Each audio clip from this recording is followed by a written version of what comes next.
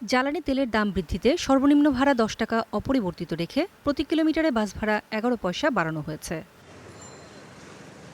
সরকারের এই ঘোষণার পর রাজধানীর অধিকাংশ গণপরিবহন এখনও চলছে পূর্ব নির্ধারিত ভাড়ায়। যাত্রীরা বলছেন এখনও গুনতে হচ্ছে না বাড়তি ভাড়া, তবে সর্বত্রই একই চিত্র দেখা যায়নি।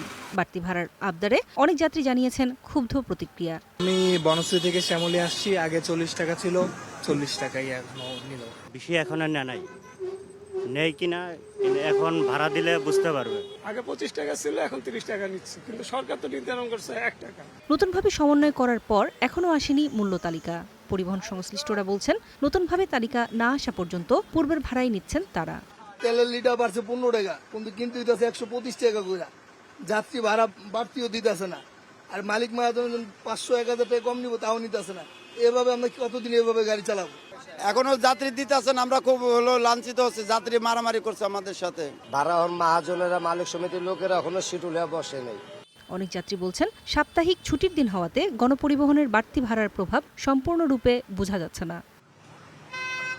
নূরে জান্নাত, স্টার নিউজ, ঢাকা।